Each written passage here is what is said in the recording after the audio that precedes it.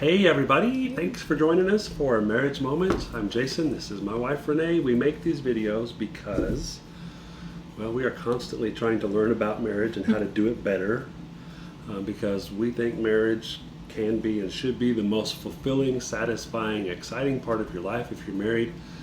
But it won't happen accidentally. You have to put in the work. You really have to learn each other and learn how to be a better husband, learn how to be a better wife. And so that's why we make these videos, just to help you invest in your marriage. So thanks for taking the time to watch these. We have been going through these two books for the last several weeks, For Men Only, For Women Only by the Feldmans. These are new books based on old books. This is all brand new research that they've done just to help us be better spouses. So today kind of goes along with last week. If you haven't seen last week about providing security, you might want to go back and watch that because this one builds on that. Even though this is in the For Women Only book, we're going to talk about what that looks like from the man's perspective, Right. the providing. You as a woman, we said last week, your number one need for us to provide is emotional security, not necessarily financial security. Right. But for us as men, the whole providing financially is a big, big, big thing that God has wired into our souls, into our spirits.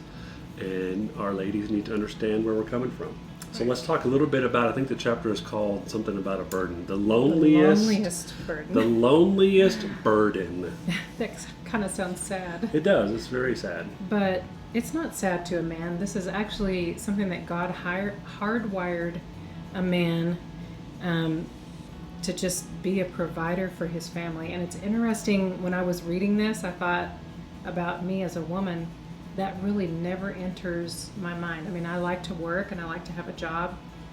I never think about that as providing for our family. Well, as a husband, as a dad, that really speaks to our sense of purpose. We have a great need for a sense of purpose.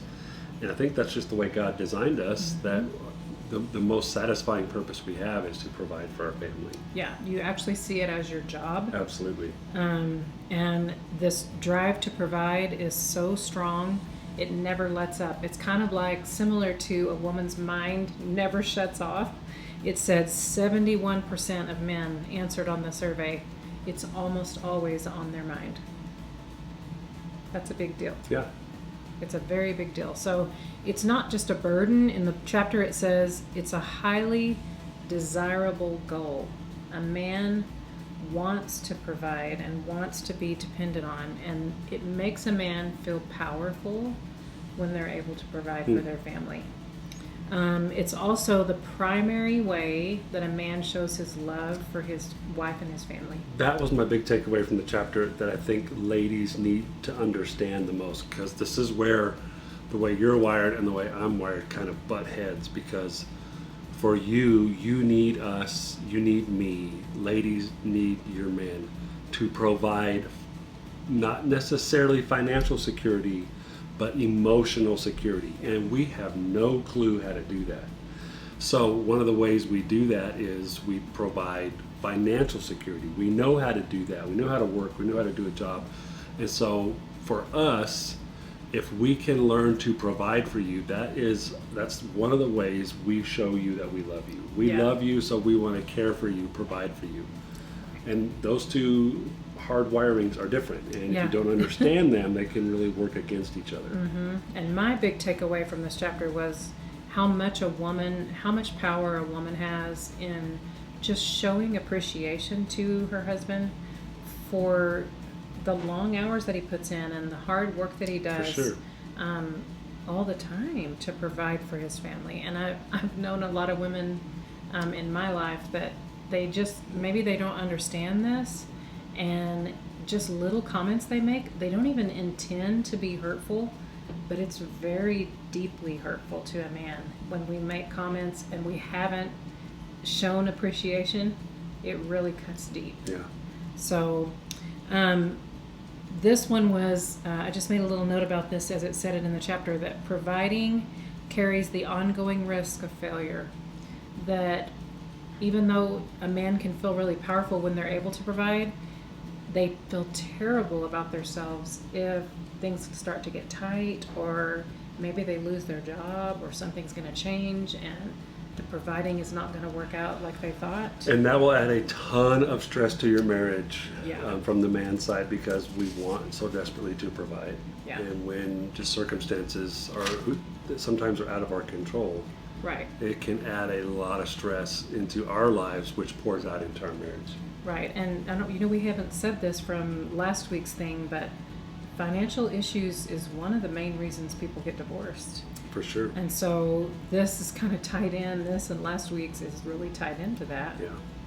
I found it interesting that one of the surveys they did, 81% of the men who responded said, even if we had enough money to live on for the rest of our lives, even if we didn't need any more money for the rest of our lives, 81% of men still said, I would still like to do something to provide for my family. That's how deep this drive inside of us goes. Even if we're financially set for the rest of our lives, a man still has a need to have that purpose of providing for his family, which is, I think we can see a lot of times in America, when a man retires, like figures out a way to retire from his job, and suddenly is not providing. Maybe they have good retirement, but now there's no purpose for their day. We see a lot of men who retire and then are dead within the next 3 or 4 years. And I think a lot of that has to do with this desire that God has put in us, whether we're young or old, that as a man we need to provide for the people that we love. Yeah. It's huge. And these next few things that we're going to talk about just kind of shine a light on what this feels like for a man, which really helps a woman to understand where you're coming from, which is what these books are all about. So it talked a little bit about, for us to think about how a man feels, sometimes you feel trapped. Like you want to be depended on. There's this tension of, I want to be depended on. I also feel like I'm trapped by this responsibility, especially if you have a large family and all the kids are still at home. It's a big weight to carry, and you never can put it down. So it can feel like you're trapped. So I think that's important for women to remember, that may be how you're feeling. And then that it's not just that you're wanting to provide for today, you're also thinking about that you're providing for the future. Right. That's a big one. We don't think about that at all. Yeah. Our mind is on a whole lot, so many other things. This never really comes into our mind, at least for me as a woman. So it talked about things that we can say as a woman that are so hurtful, and I really don't think we intend or realize how hurtful this is until we understand some of this about our man. So there was one story in the book about this woman was just complaining about the stains in the carpet, and she wasn't happy with the carpet. Well, guess how the man immediately took that? Took it personally, that he was a failure and he wasn't able to provide because they couldn't afford to get new carpet. And that's not at all what she meant. She was just kind of venting about she didn't like the way the carpet looked. She wasn't intending anything about to be hurtful to her man, that he couldn't provide that. But that's the way the man took it, and it's really important that we understand that. Because we take that in through the filter of, I'm the provider, and if I can't provide, then I've let you down. Yeah.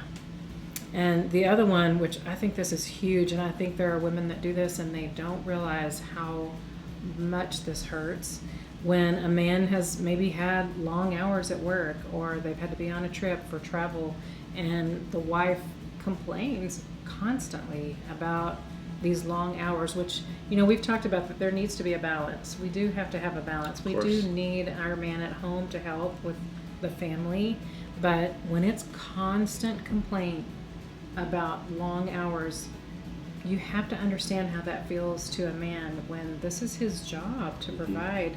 I think a woman needs to kind of change their mindset if this has become a problem, of maybe talking this through with their husband and then stop complaining. Yeah.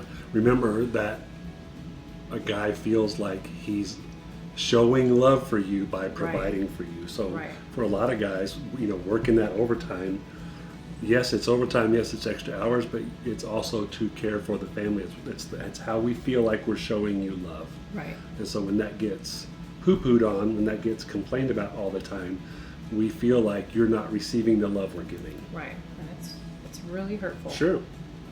So just like in every chapter in this book, it tells us some things, gives us some insight to understand how the other person is feeling or where they're coming from or how they're hardwired, and then what we need to do as our response. So there's just 3 easy little things. I think these are super easy, sometimes kind of hard to do, to change if we've made this part of our habit and we didn't even realize we were doing this. So it says, as a woman, I need to be sure that I'm appreciating more than criticizing. It doesn't mean that I never say anything about how I'm feeling, and maybe my husband's having to work way too many hours, or there's a season of the job that is much more busy than the other. Sometimes it just helps if you're having to go through a hard season like that, maybe concentrate on the other times of the year that are not so bad, or the money that's made in those busy seasons that helps for the family. Just showing appreciation more than you're criticizing. I think that's especially important for this lesson, but I think that's a good general overall approach to marriage for both of us. Yeah. To appreciate more than criticize. Appreciation sets an environment where things can grow. Criticism is like spraying Roundup on good grass. Yeah. It kills everything in its path. So I think that's a good rule of thumb, is to appreciate more than criticize. Yeah. For And sure. that's not always just speaking. No. Maybe that's a text during the day, Mhm. a little note, and talking it sometimes, for and sure. saying it in front of the family is huge too. So that's a big one. This one hurts a little bit. So a woman can help relieve the pressure. It's almost like we can help carry this load by doing just a few things. One might be being willing to make a little extra income too. Like if you have something in your job, I can do little extra things, tutoring and things like that at school, and make a little extra money just to add in to what we're making if we're saving up for a trip, or having to pay some extra bills. If I'm willing, even if I'm not able to do that sometimes, but just that I'm willing, that's a huge thing to my husband, right? For sure. That and careful spending. Instead of just blowing all the money and really acting like you don't even have a care. That can be really hurtful. Coming in every day with these big shopping bags and not really communicating about that. We don't realize sometimes, I think, how hurtful that can be when you're trying to work so hard to pay all the bills. And so maybe that just needs a little bit of communication. And then just being understanding this insight that we've just talked about, and seeing it maybe from your perspective can really help us handle this maybe a little differently than we have in the past. So the last thing is, even if you've shown some appreciation, thanking him for providing often is something really big, because you forget how grateful we are, and so we need to say it often. And that was all. That was chapter 5 of Yeah. For Women Only. And I just noticed, I'm looking at the covers of these books, there is a endorsement on the Just for Women book from the one and only Beth Moore, who says, "What an important book." There you are, endorsed by Beth Moore. Thanks for taking the time to watch this. I do highly, highly encourage you, get yourself a copy of these. I still have a copy. You can email me and I will get this to you, or download it and listen to it. They're so, so helpful. Thanks for taking the time to watch this. I hope you're making the most of your marriage and putting in the work, because that's the only way you'll have a great marriage, is by working on it. See ya.